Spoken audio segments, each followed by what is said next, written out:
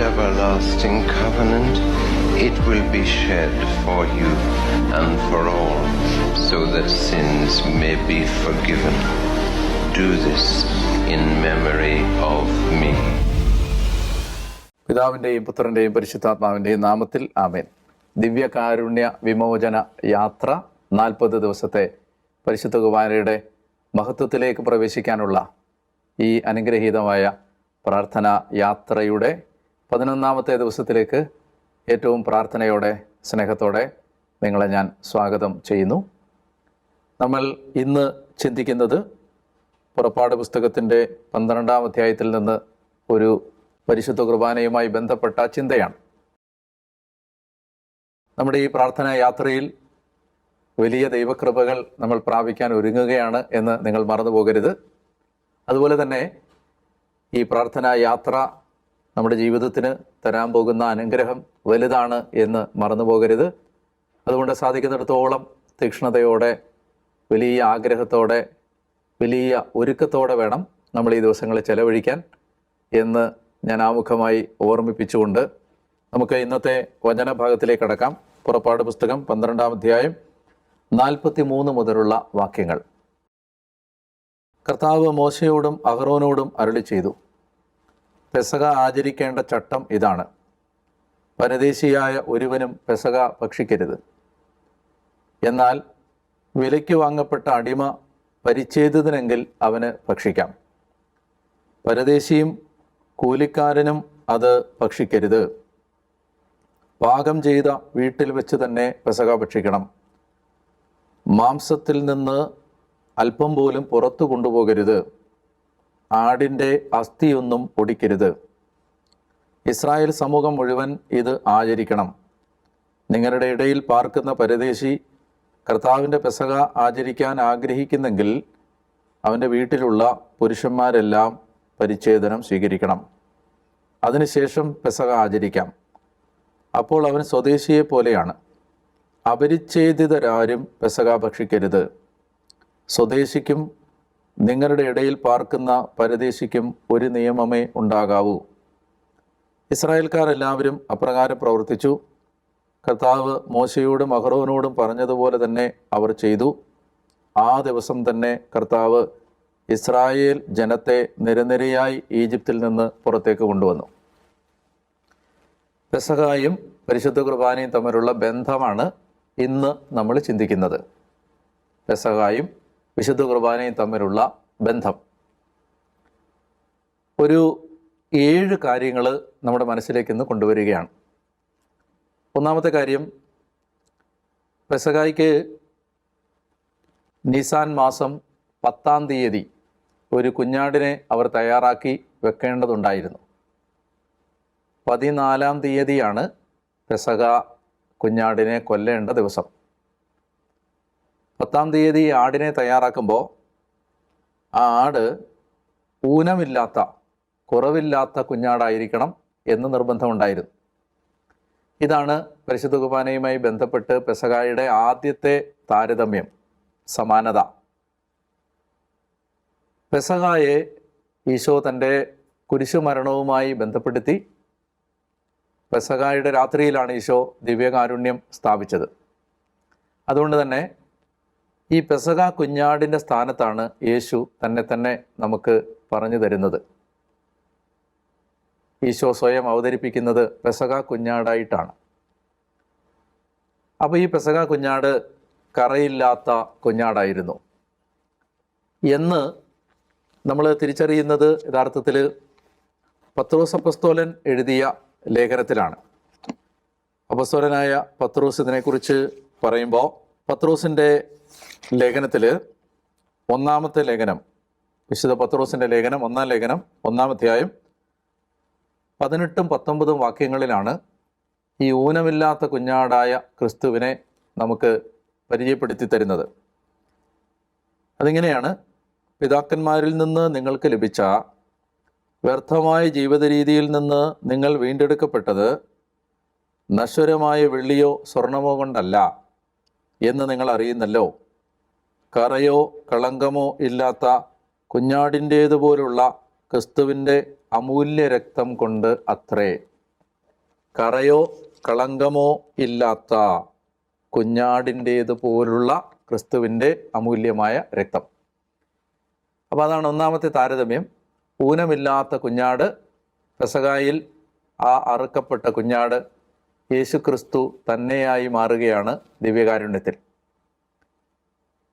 ഇനി ഈ പെസഹ കുഞ്ഞാടിൻ്റെ രക്തമാണ് അവരെ രക്ഷിച്ചത്.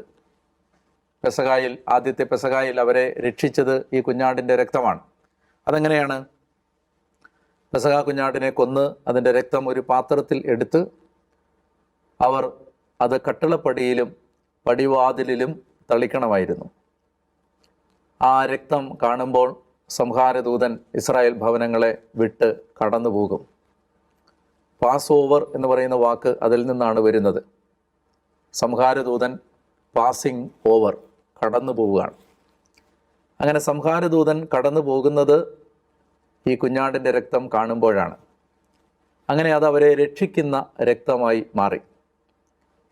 കർത്താവായ യേശു ക്രിസ്തു തൻ്റെ കുരിശുമരണത്തിൽ ചിന്തിയ രക്തത്താലാണ് നമ്മളെ വീണ്ടെടുത്തത് എന്ന് അപ്പോസ്തലന്മാർ ആവർത്തിച്ച് നമ്മളെ പഠിപ്പിച്ച ഒരു സത്യമാണ്.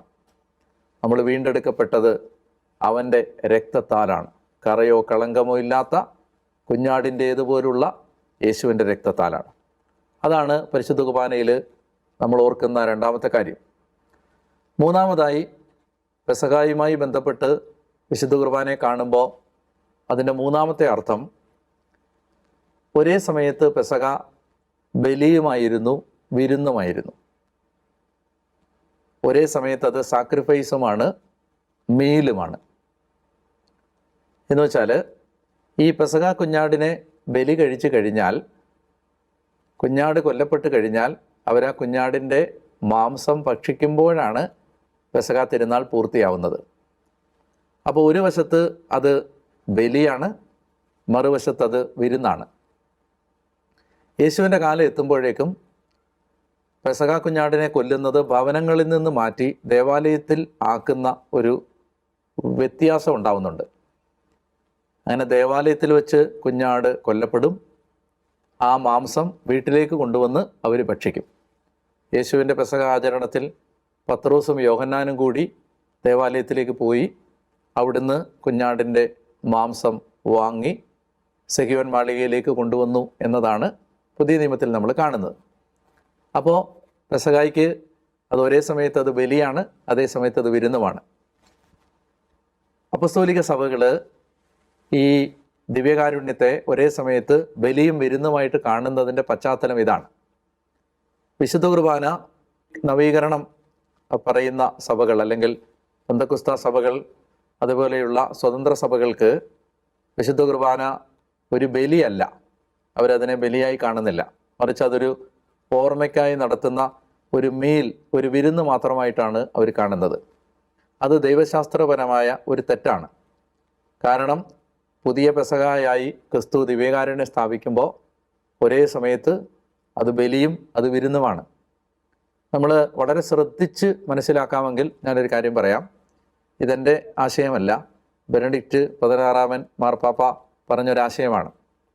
അതായത് സെഹിയോൻ മാളികയിൽ ഈശോ അർപ്പിച്ച ഈ അന്ത്യത്താഴം, അതിനെക്കുറിച്ച് പറയുമ്പോൾ അദ്ദേഹം പറയും, വെള്ളിയാഴ്ച യേശുക്രിസ്തു കുരിശിൽ മരിക്കുമ്പോൾ യേശുവിൻ്റെ കുരിശുമരണം ഒരു ജുഡീഷ്യൽ എക്സിക്യൂഷൻ ആയിരുന്നു. ഒരു ജഡ്ജി കുറ്റവാളിയെ ശിക്ഷ വിധിച്ച് കുരിശിൽ തറച്ച് കൊന്ന ഒരു ശിക്ഷാവിധി നടപ്പിലാക്കൽ മാത്രമാണത്.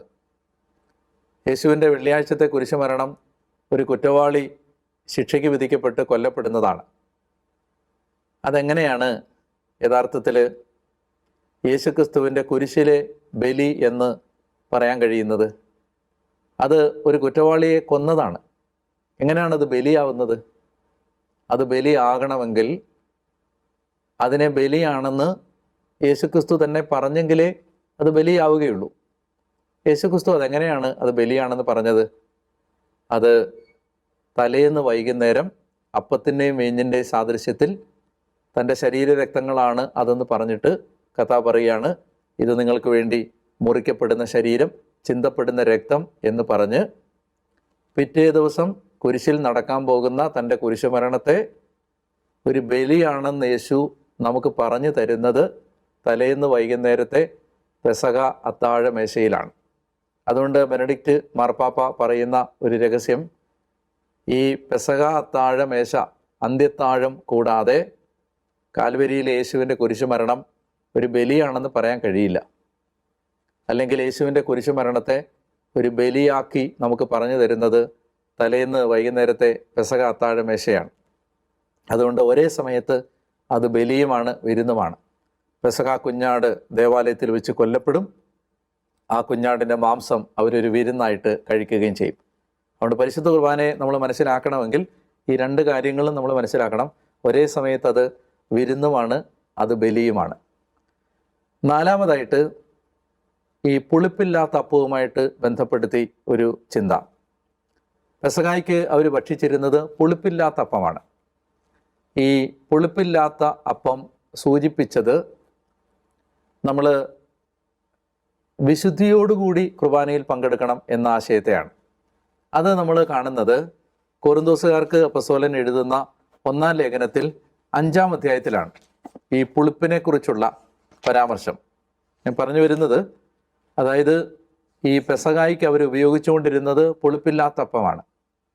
ആ പുളിപ്പില്ലാത്ത അപ്പം പുതിയ നിയമത്തിൽ എന്താണ് എന്ന് അപ്പോസ്തലൻ നമുക്ക് പറഞ്ഞു തരുന്നത് യഥാർത്ഥത്തിൽ ഈ 1 കൊറിന്തോസ് 5-ാമത്തെ അധ്യായത്തിലാണ്.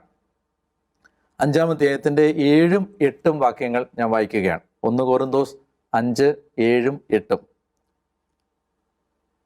വചനം പറയുകയാണ്, നിങ്ങൾ പുളിപ്പില്ലാത്ത പുതിയ മാവ് ആകേണ്ടതിന് പഴയ പുളിപ്പ് നീക്കിക്കളയുവിൻ. നിങ്ങൾ പുളിപ്പില്ലാത്തവർ ആയിരിക്കേണ്ടതാണല്ലോ. എന്തെന്നാൽ നമ്മുടെ പെസഹ കുഞ്ഞാടായ ക്രിസ്തു ബലിയർപ്പിക്കപ്പെട്ടിരിക്കുന്നു. അതിനാൽ, ഇവിടെയാണത് പറഞ്ഞിരിക്കുന്നത്, അതിനാൽ അശുദ്ധിയും തിന്മയുമാകുന്ന പഴയ പുളിപ്പ് കൊണ്ടല്ല, ആത്മാർത്ഥതയും സത്യവുമാകുന്ന പുളിപ്പില്ലാത്ത അപ്പം കൊണ്ട് നമുക്ക് തിരുനാൾ ആഘോഷിക്കാം. പഴയ പെസഹായ്ക്ക് പുളിക്കാത്ത അപ്പമാണ്, പുളിക്കാത്ത മാവിൽ നിന്നുണ്ടാക്കിയ പുളിപ്പില്ലാത്ത അപ്പമാണ് അവർ ഉപയോഗിച്ചിരുന്നത്. പുതിയ നിയമത്തിലേക്ക് വരുമ്പോൾ വിശുദ്ധ കുർബാനയുമായിട്ട് ബന്ധപ്പെടുത്തി അതിനെ കാണുമ്പോൾ നമ്മൾ വിശുദ്ധിയോടുകൂടി ആത്മാർത്ഥതയും സത്യവുമാകുന്ന ആ പുളിപ്പില്ലാത്ത അപ്പമായിട്ട് നമ്മൾ മാറുമ്പോഴാണ് ദിവ്യകാരുണ്യം സ്വീകരിക്കാൻ നമുക്ക് യോഗ്യത കിട്ടുന്നത്. അപ്പോൾ അതാണ് 4-ാമത്തെ ഒരു താരതമ്യം. 5-ാമത്തേത്, പഴയ പെസഹ അവർക്ക് അടിമത്തത്തിൽ നിന്നുള്ള മോചനമായിരുന്നു. അവർ ഫറവോയുടെ അടിമത്തത്തിൽ നിന്ന് മോചനം പ്രാപിച്ച് കാനാൻ ദേശത്തേക്ക് യാത്രയായി. പുതിയ പെസഹ പാപത്തിൽ നിന്ന് പുതിയ മോശയായ ക്രിസ്തു നമ്മളെ മോചിപ്പിച്ച് സ്വർഗീയ കാനാനിലേക്ക് നടത്തുന്നതിൻ്റെ പ്രധാനപ്പെട്ട ഒരു പടിയാണ്. അതൊരു പുതിയ പുറപ്പാടാണ്. ഇനി 6-ാമത്തെ ഒരു ബന്ധം, ഈ പെസഹായെ സംബന്ധിച്ച് മോശ പറഞ്ഞിരുന്ന പ്രധാനപ്പെട്ട ഒരു നിർദ്ദേശം, ഇത് നിങ്ങൾ വരുംകാല തലമുറകൾ മറന്നു പോകാതിരിക്കാൻ നിങ്ങളതിനെ ഒരു ഓർമ്മയായി എല്ലാ വർഷവും ആചരിക്കണം. അപ്പോൾ ഓരോ പെസഹ തിരുനാളും ഓർമ്മയാചരണമായിരുന്നു. എന്തിൻ്റെ? അവരടിമത്തത്തിൽ നിന്ന് പുറത്തേക്ക് വന്നതിൻ്റെ ഓർമ്മയായിരുന്നു ഓരോ പെസഹ ആചരണവും. കർത്താവ് ശംശിക അന്ത്യത്താഴമേശയിൽ വെച്ച് അവരോട് പറഞ്ഞത് അത് തന്നെയാണ്, ഞാൻ വരുന്നത് വരെയും എൻ്റെ ഓർമ്മയ്ക്കായി നിങ്ങളിത് ചെയ്യണം. 7-ാമത്തെ ഒരു താരതമ്യം, പെസഹ കുഞ്ഞാടിൻ്റെ അസ്ഥികൾ ഒടിക്കാൻ പാടില്ല എന്ന് നമ്മൾ ആദ്യം വായിച്ച വചനത്തിൽ വായിച്ചു, പുറപ്പാട് 12-ൽ നിന്ന്. അതുപോലെ തന്നെ ക്രിസ്തുവിൻ്റെ അസ്ഥികളൊന്നും തകർക്കപ്പെട്ടില്ല കുരിശിൽ അവിടുന്ന് മരിച്ചപ്പോൾ എന്നും പുതിയ നിയമത്തിൽ നമ്മൾ വായിക്കുന്നുണ്ട്. അപ്പോൾ പഴയ പെസഹായുടെ സ്ഥാനത്താണ് പുതിയ പെസഹായായ ഈ ദിവ്യകാരുണ്യം നിലവിൽ വരുന്നത്. എന്താണ് നമ്മൾ ഈ ചിന്ത ദിവ്യകാരുണ്യവുമായി ബന്ധപ്പെട്ട് മനസ്സിലാക്കുമ്പോൾ നമുക്ക് ടേക്ക് അവേ, നമ്മുടെ ജീവിതത്തിലേക്ക് നമ്മൾ കൊണ്ടുവരേണ്ട പാഠം എന്താണ്? അതായത് നമ്മളെ ദൈവം ഈ ലോകത്തിൽ നമ്മളെ അടിമപ്പെടുത്തുന്ന പാപത്തിൽ നിന്നും പിശാചിൽ നിന്നും ലോകത്തിൽ നിന്നും, ലോകം, പാപം, പിശാച്, ഈ ത്രിവിധ ശത്രുക്കളിൽ നിന്ന് യേശുക്രിസ്തു നമ്മളെ രക്ഷിച്ച അവിടുത്തെ പീഡാനുഭവത്തിൻ്റെയും കുരിശുമരണത്തിൻ്റെയും ഉത്ഥാനത്തിൻ്റെയും ഓർമ്മയാണ് ദിവ്യകാരുണ്യം. അതുകൊണ്ട് തന്നെ കർത്താവ് പറഞ്ഞ എൻ്റെ ഓർമ്മയ്ക്കായി നിങ്ങളിത് ചെയ്യുവിൻ. എന്താണ് നമ്മൾ യേശുക്രിസ്തുവിനെ ദിവ്യകാരുണ്യത്തിൽ ഓർക്കേണ്ടത്? അവിടുന്ന് നമുക്ക് വേണ്ടി എന്തെല്ലാം ചെയ്തു തന്നു എന്ന് ഓർത്ത് നന്ദി പറയാനുള്ള ഒരവസരമാണ് ഓരോ പരിശുദ്ധ കുർബാനയും. അപ്പോൾ ഒരു കുർബാന, യൂക്കരിസ്റ്റ് എന്ന് പറയുന്ന ആ ഇംഗ്ലീഷ് വാക്കിൻ്റെ അർത്ഥം താങ്ക്സ് ഗിവിങ് എന്നാണ്, കൃതജ്ഞതാ ബലി എന്നാണ്. കൃതജ്ഞത, താങ്ക്സ് ഗിവിങ്. ഓരോ കുർബാനയിലും നമ്മൾ നന്ദി പറയുകയാണ്. ദൈവമേ, നീ എനിക്ക് വേണ്ടി എന്തെല്ലാം കാര്യങ്ങൾ ചെയ്തു തന്നു. ഈ നന്ദി നമ്മുടെ മനസ്സിലുണ്ടാവാൻ, ആ ഓർമ്മ നിലനിർത്താൻ ഈ പെസഹായുമായി ബന്ധപ്പെട്ട ചിന്തകൾ നമ്മളെ സഹായിക്കും. ഞാൻ പെസഹായുടെ ചിന്തകൾ ഉപസംഹരിക്കുന്നതിന് മുമ്പ് ഒരു കാര്യം കൂടി ചൂണ്ടിക്കാണിക്കാൻ ആഗ്രഹിക്കുന്നു. ഓരോ തവണയും പെസഹ ആചരിക്കുമ്പോൾ പിന്നീട് നമ്മൾ കാണുന്നുണ്ട്, ആദ്യം ഈജിപ്തിൽ വെച്ച്, പിന്നീട് രണ്ടാമത് സീനായി മരുഭൂമിയിൽ വെച്ച്, പിന്നീട് മൂന്നാമത് അവർ പെസഹ ആഘോഷിക്കുന്നതായി നമ്മൾ കാണുന്നത് ഗിൽഗാലിൽ വെച്ചാണ്, കാനാൻ ദേശത്തേക്ക് കയറുന്നതിന് തൊട്ട് മുമ്പ്. ഇങ്ങനെ 3 കൃത്യമായ എപ്പിസോഡുകളിലും നമുക്ക് കാണാൻ പറ്റും ഈ പെസഹ അവർക്ക് ഒരു ഉടമ്പടി സംരക്ഷണത്തിൻ്റെ അടയാളമായിരുന്നു. ഞാൻ ഒന്നുകൂടെ പറയാം, ഈ പെസഹ അവർക്ക് ഒരു കവനൻ്റൽ പ്രൊട്ടക്ഷൻ്റെ അടയാളമായിരുന്നു. പെസഹ ഭക്ഷിക്കുമ്പോൾ അവർ പ്രൊട്ടക്റ്റഡ് ആവുകയാണ്. ആദ്യത്തെ പെസഹ ഭക്ഷിച്ചപ്പോൾ സംഹാരദൂതനിൽ നിന്ന് അവർ സംരക്ഷിക്കപ്പെട്ടു. രണ്ടാമത്തെ പെസഹ ഭക്ഷിച്ചപ്പോൾ, ആചരിച്ചപ്പോൾ അവർ കാളക്കുട്ടിയെ ആരാധിച്ച് കൊല്ലപ്പെട്ട ആ സാഹചര്യത്തിൽ നിന്ന്, ആ ദൈവകോപത്തിൽ നിന്ന് സംരക്ഷിക്കപ്പെട്ടു. മൂന്നാമത്തെ പെസഹ ആചരിക്കുമ്പോൾ അവർ ജെറീക്കോയിലെ തങ്ങളെ കാത്തിരിക്കുന്ന ശത്രുക്കളിൽ നിന്ന് ആ പെസഹ ആചരണത്തിലൂടെയാണ് അവർ സംരക്ഷണം നേടിയത്. നമുക്കൊരു ദൈവത്തോട് നമ്മൾ ചെയ്ത, അല്ലെ ദൈവം നമ്മളോട് ചെയ്ത ഉടമ്പടിയുടെ സംരക്ഷണം നമുക്ക് കിട്ടുന്നത് ഈ പുതിയ പെസഹായാകുന്ന പരിശുദ്ധ കുർബാനയിലൂടെയാണ്. അതുകൊണ്ട് ഞാൻ എപ്പോഴും ആവർത്തിച്ച് കുർബാന സ്വീകരിക്കുമ്പോൾ പറയുന്ന ഒരു പ്രാർത്ഥന ഇതാണ്: your blood is my protection. കർത്താവേ, നിൻ്റെ രക്തമാണ് എൻ്റെ സംരക്ഷണം, നിൻ്റെ രക്തമാണ് എന്നെ പൊതിയുന്നത്, നിൻ്റെ രക്തമാണ് എന്നെ സംരക്ഷിച്ച് നിർത്തുന്നത്. Your precious blood is my protection. അതുകൊണ്ട് ഓരോ പരിശുദ്ധ കുർബാന സ്വീകരിക്കുമ്പോഴും നമുക്ക് ഈ ഒരു പ്രാർത്ഥന ആവർത്തിക്കാൻ കഴിയട്ടെ. യേശുവേ, നിൻ്റെ വിലയേറിയ രക്തമാണ് എന്നെ പൊതിഞ്ഞ് സംരക്ഷിക്കുന്നത്. ഈ ചിന്തകളോടുകൂടി ഇന്ന് നമ്മൾ അഭ്യസിക്കേണ്ട പുണ്യമാണ് സത്യസന്ധത, ട്രൂത്ത്ഫുൾനെസ്. അതായത് സാധിക്കുന്നിടത്തോളം എല്ലാ ഇടങ്ങളിലും സത്യസന്ധതയോടെ വ്യാപരിക്കാൻ നമുക്ക് കർത്താവിൽ നിന്ന് കൃപ ചോദിക്കാം. അപ്പോൾ സത്യസന്ധതയ്ക്കെതിരായ തിന്മ, ഒഴിവാക്കേണ്ട തിന്മയാണ് കാപട്യം.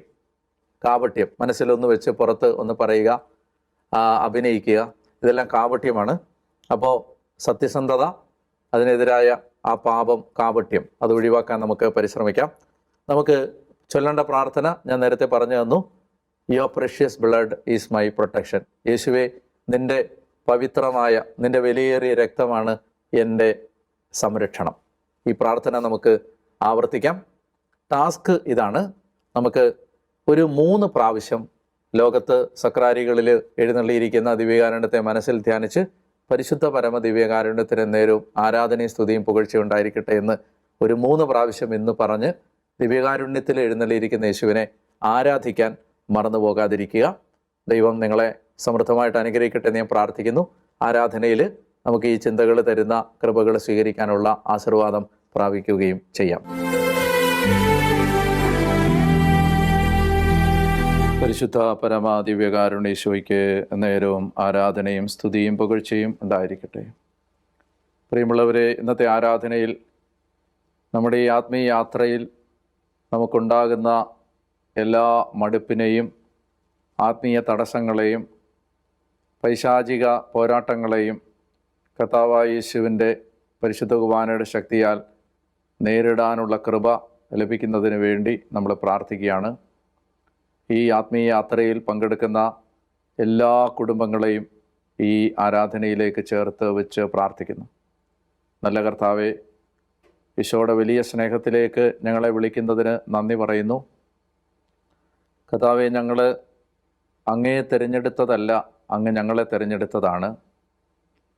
ഞങ്ങൾ പോയി ധാരാളം ഫലം പുറപ്പെടുവിക്കാനാണ് അങ്ങ് ഞങ്ങളെ വിളിച്ചത്.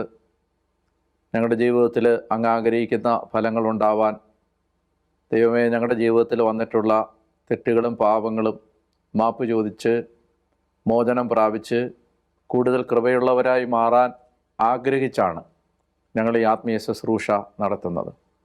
കർത്താവേ, ഇതിൽ പങ്കെടുക്കുന്ന ഓരോ മകനെയും മകളെയും ചേർത്ത് വെച്ച് പ്രാർത്ഥിക്കുകയാണ്. അവർക്ക് ആവശ്യമായ എല്ലാ കൃപകളും അങ്ങ് വർഷിക്കണമേ എന്ന് പ്രാർത്ഥിക്കുന്നു. പലവിധമായ ഞെരുക്കങ്ങളുടെ നടുവിലാണല്ലോ ഞങ്ങളെല്ലാം ദൈവമേ ശുശ്രൂഷയിൽ പങ്കെടുക്കുന്നത്. കർത്താവേ, ഞങ്ങളുടെ വേദനകൾ അങ്ങ് ഏറ്റെടുക്കണമേ. ഞങ്ങളെ ഭാരപ്പെടുത്തുന്ന കാര്യങ്ങളിൽ അങ്ങയുടെ സാന്നിധ്യം അയക്കണമേ. അങ്ങ് ഞങ്ങളോട് കരുണ കാണിക്കണമേ.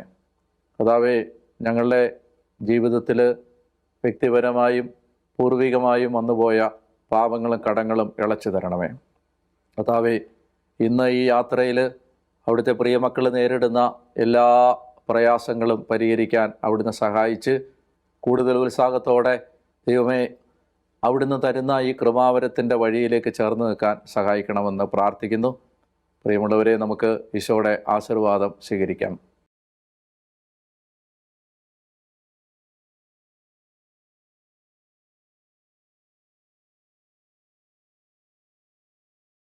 കാരുണ്യവാനായ ദൈവം നിങ്ങളെയും നിങ്ങളുടെ കുടുംബത്തെയും അനുഗ്രഹിക്കട്ടെ. ഈ 40 ദിവസത്തെ പ്രാർത്ഥനാ യാത്രയിൽ മുന്നോട്ട് പോകുന്നതിന് നിങ്ങൾ അനുഭവിക്കുന്ന എല്ലാ തടസ്സങ്ങളും കർത്താവ് എടുത്തു മാറ്റട്ടെ. നിങ്ങളുടെ കുടുംബങ്ങളിൽ സന്തോഷവും സമാധാനവും നിലനിൽക്കാനും പുലരാനും ദൈവം ഇടയാക്കട്ടെ.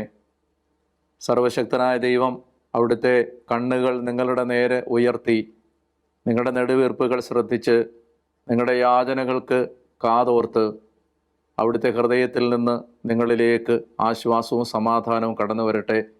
കർത്താവായ യേശുവിൻ്റെ വിലയേറിയ തിരുശരീരത്തിൻ്റെ അനന്തമായ യോഗ്യതകളാൽ തന്നെ. ആമേൻ.